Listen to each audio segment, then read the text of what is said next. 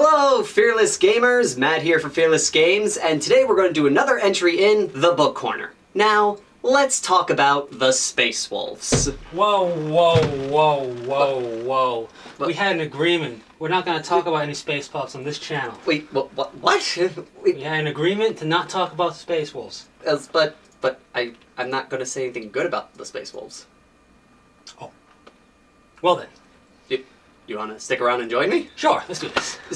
Alrighty, so today's book in the Book Corner is going to be Prospero Burns by Dan Abnett. Now, for those who aren't aware, basically this is kind of like a sister book to The Thousand Suns. Thousand Suns being the Thousand Suns point of view of the events that led up to the burning of Prospero, and this is the point of view of the Space Wolves. And it follows one particular guy, who they call a remembrance, these dudes that they plant with the Space Marines to record what's going on and such. Yeah, like, for posterity's sake. Yes. They can be novelists, songwriters, composers, sculptors, pictographers. It's not just like cataloging it. They make it into art, basically. And in general, for me personally, this was not my favorite book in the series so far. Granted, it's not up there for me either, but overall I enjoyed it. It's just they're making the Space Wolves do too much. My biggest issue with, I'd say, if I had anything with the book, is it's very confusing. 1 minute they're here, next minute they're here. They're there, they're this, they're that. And another big issue is there's multiple references to the same character. So I don't know if it's the same guy. 1 minute he's the Outlander, then he's the stenographer, then he's the Outlander again. You're like, are they two different people? Are they the same guy? What's going on? No, yeah, it does go back and forth in this book, and the Horus Heresy series is gonna go back and forth. It's just they shove a lot of characters in the books, all of them. But this one probably went back and forth on the poorer side. We were kind of like, hold up. Who? And then you have to like take a pause almost and figure it out. And another one thing that I really didn't like about this book is the whole introduction with the wolfen with it. Because if we read The Thousand Suns, every Space Wolf constantly goes, there are tons of wolves on Fenris, they're everywhere, all over the place, let's go to Fenris now and I'll show them to you. And then in this book, all the Space Wolves were like, what the heck are you talking about? There's no wolves on Fenris, look! You see any wolves here? No, none. They went from, they did flip-flop it because Magnus makes mention of it in A Thousand Suns, so there's no wolves on Fenris, in a coy type of sly manner. And then the whole idea of them being genetically altered, more like rhinos, whatever, doesn't matter because they look wolf-like. Yeah. And then this book, they go from taking it kind of literally to playing with that same coy slyness, and it just kind of was out of nowhere. Yep. Read-wise, though, the terminology in the book can be a little confusing at times, but not to the point where you have to, like, stop and go on the 40K wiki to figure out what the heck they're talking about.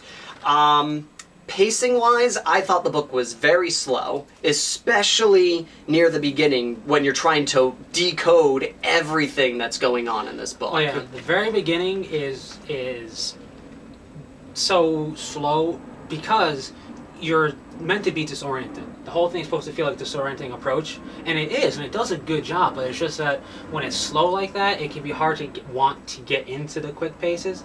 And when you get into the meat of it, it does pick up, and it does become more of a Horus Heresy read. Because in the very beginning, you're like, is this even 40K? What is this? And then you get to it.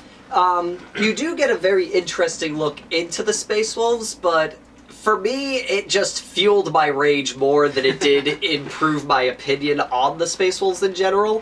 What did you think about that? Well, I know, put Space Wolves, first and foremost, they have the whole Norse thing going with them and the whole werewolf type of thing going with them. They got a lot shoved into them that I think they're packed too full. You can't go one way or the other. And now, giving an insight of why the Emperor created the Space Wolves, basically what this whole book is about, like what they are about. And I thought that was interesting, it was cool, it made some sense.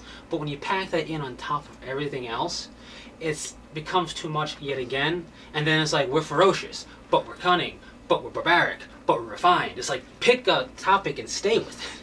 The one thing that I did really like in this book is there's a nice little wordplay going on in it, and I did like the how they present Russ in the series. Oh yes. The only thing that I was actually very upset about is how they handle the whole Prospero burning in the book. For a book called Prospero Burning, I was expecting a lot more than they gave you in this book. Yeah, it was basically hearsay. Oh yeah, by the way, we burned it. Almost. In 1,000 Suns, you get a nice feel of the tragedy of this coming to blows, because it is very tragic when you read into both books, and you get more of a feel of this is a struggle. Like, the Space Wolves aren't just coming here and wiping it off. It's a struggle. There's losses on both sides. You get to see Prospero burn, basically. And this one, it kind of glosses over that a bit. It does something a little different. Yeah, the title seems to be it is in a sense very misleading. You're expecting one type of theme from the book, and you kind of get a different thing. So in a sense, I felt Prospero Burns was not a proper title for the book itself. If they named it something else, then the payoff at the end would be a lot better, in my opinion. I see where they're going, Prospero Burns, because this is a book signifying in the overall story of the Horse Heresy. This is when the 1,000 Suns basically fall, and now it's burned, it's gone. But you don't get that when you see a title like that. You're expecting to see the battle, and you get more of a glossing over, like I said, more of like being told about it a little bit in their great saga style. But like the vet here mentioned, they do I really am, I was pleased with how Russ was done. They do a really good job with Lemon Russ. I actually kind of like him because of what they did with it. Yes, I do agree that my opinion on Russ has gone up a couple of notches after reading this book.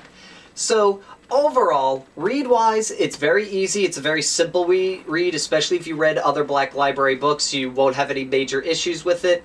They sort of assume you know a little bit about the Warhammer 40k universe, but not enough to the point where you'll be absolutely lost with what's going on in terms of terminology and devices that they're talking about. Yeah. There's one part that was a little like, what? But eventually I was able to figure out what it was they were going off of. Yeah. And I found it to be a fairly slow read for me. I found it was more of a chore for me to read this book. I don't know how you felt about that. And I would say the first half of the book, even when it started picking up before that, but the first half was more of a chore for me. Then, once it basically reached the stuff's going down phase, I was able to go through it quicker. But the beginning of it really felt like a chore to read. And as far as timeline of this book, the nice thing about the Horse Heresy series is you don't have to read the first 13 or so, whatever many books before this to read this book. And with you maybe thinking, do I read 1,000 Suns first? Can I read this alone? You could read this alone. You can read 1,000 Suns first, or you can read this first and then you read the 1,000 Suns view on it after that. These books were kind of, I think, flip-flop a couple of times which one was going to come out first, due to, I think, one of the author's health issues and stuff like that. So it wasn't set in stone which one was going to be first and second. So you don't have to worry about that. So overall, in my humble opinion, when I get the end of this, I would say, if you're a Space Wolves fan, you're going to enjoy this book a lot. This is a huge Space Wolf. Not just fan service, it also gives you a lot of detail, a lot of wordplay and foreshadowing to stuff that you know about the Space Wolves already if you're a fan. And also, if you're not a fan, this isn't going to turn you into a Space Wolves fan, probably, if you aren't already genuinely interested in the Space Wolves themselves. Yes. And overall, if you read 1,000 Suns, it's a nice little top-off, but in my opinion, this book I would say to just pass it over. This is not a must-read in the Black Library series. Right. In the grand scheme, if you're going to be a completionist with the Horse Heresy, well, whatever you want to call it, Mecca, you would want to read this because it's part of that whole timeline and story. Space Wolf fan, you're going to love it. If you're not a Space Wolf fan, the Space Wolves are one of those legions that you either like them or you don't. You're not going to get coerced into liking them just because of how stark and contrast and black and white they are. So even if you hate them, I am not a Space Wolf fan at all. I think they're kind of funny and lame a little bit because there's too much going on. There's too much going on, kind of silly. But I still read it, and I enjoy it, and I like seeing more about them. But you're not going to go from hating them to loving them. Yes, like I said, I did not enjoy this book at all. There were elements that I did enjoy, but in all honestly, if I never read this book, I would not be I would not feel less complete in diving into the Warhammer 40k universe without reading this book. Yes, you're not missing out if you don't read it. It's really more for the fans of the Horse Heresy in general, or the Space Wolves specifically. And if you want to just get through book 1 to whenever they finish the Horse Heresy series, you want to read all of it, this is a book you're going to have to read. Yep. It was more of a chore to read. I rank it on the lower scale of the grand scheme of the Horse Heresy books, and I have the full collection thus far of books coming out. I'm currently reading one of the books that just came out. So I've read all of them, and this one is definitely on the lower end for me personally. Yes. So, you can still get this book at pretty much any bookstore that sells Black Library books themselves, and we probably just left ourselves wide open for all amounts of hate comments for our trashing of Space Wolves. We did, and I just want to say, it's going to happen anyway. If you don't praise them, they're going to trash talk you for it. But, to be honest, and to be fair to the Space Wolf fans, you're not any less of a 40k nut, or you're not any less of a person for liking Space Wolves. That's fine. I know people who like Space Wolves, but for us, it's too much. Like, you're putting my plate with too much food on there. Yep, so just in general, like for us, it wasn't an overall great read, but for those who are huge fans of Space Wolves, you're probably going to love it, and those who haven't, if you haven't decided yet on if you like them or not, this may sway your decision. Mm-hmm. If you think the Space Wolves are trash right now, like us two, this book will not change your opinion on it. Yes, and we could go ad nauseum about the reasons, not just hating for the sake of hating, but legitimate things, both in Horse Heresy and post that, of why we personally don't like them. But the book overall, as a book written, is written well. So it's not like you're going to go, oh, this is terribly written. It's not a good book. So, that is all for right now, and until next time, Fearless Gamers, take care!